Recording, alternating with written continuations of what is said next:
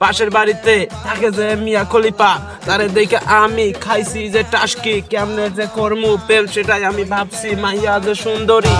বাবা বাবা ওই মায়ের পেছন ঘুরলে বাবা। এই এসব কথা বলিস না, এসব কথা বলিস না। আমাদের গ্রামে বাবা আছে একটা, তার পিছনে অনেক মাইয়া ঘোরে, কিন্তু বাবা কাউকে পাত্তা দেয় না।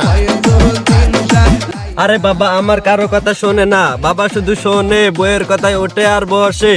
এই আমি আমার বউয়ের কথা শুনি, আমি আমার বউ যেখানে টয়লেট করতে পারি আমি শুধু খালি সেখানেই টয়লেট করি।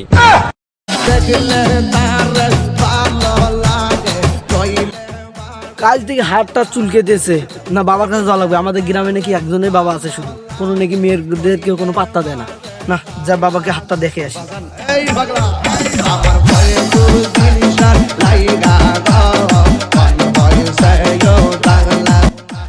বাবা বাবা আপনি কি হাত দেখতে পারেন? এ বাবা হাত দেখা বাদ দিয়ে সবকিছু দেখতে পারে। মানে মানে কি সবকিছু মানে?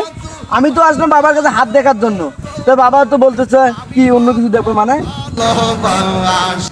বাবা শুধু হাত দেখতে পারে, অন্য কিছু দেখতে পারে না। বাবা ও সেটাই তো, আমি তো মনে হচ্ছে অন্য কিছু দেখে। বাবা আমার হাতটা দেখা লাগতো একটু। এ বসে বাবাকে হাত দেখা। বলো তোমার কি সমস্যা? বাবা আমার কাল থেকে না শুধু হাতটা চুলকাচ্ছে। এ তোর তো ভাগ্য অনেক ভালো রে, তুই অনেক টাকার মালিক হবি। সত্যি বাবা বলতেছে? হ্যাঁ আমি দেখতেই পারছি, তুই অনেক টাকার মালিক হবি। বাবা দেখেন তো যখন আমার বাম হাতটা কেন জানি চুলকাচ্ছে। তুই একটা অনেক সুন্দর বউ পাবি, আর তুই অনেক টাকার মালিক হবি। বাবা বাবা বাবা আপনি যে আমার হাত দেখে দিলেন, আপনি কি কিছু নেন নাকি হাত দেখার কারণে? এ বৎস, বাবা হাত দেখার জন্য কিছু না, শুধু একটা মেয়ে নেয়। আমার তো মেয়ে নেই বাবা, আমি এখন কি করবো বাবা? বিয়ার আচ্ছা বাবা ঠিক আছে ঠিক আছে।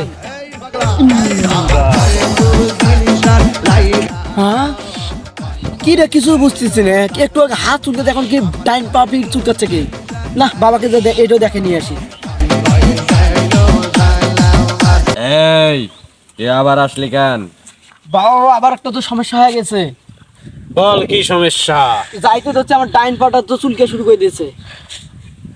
তোর তো বিদেশ যাওয়ার যাত্রা শুভ হয়েছে। ও খোদা, আবার কি হলো?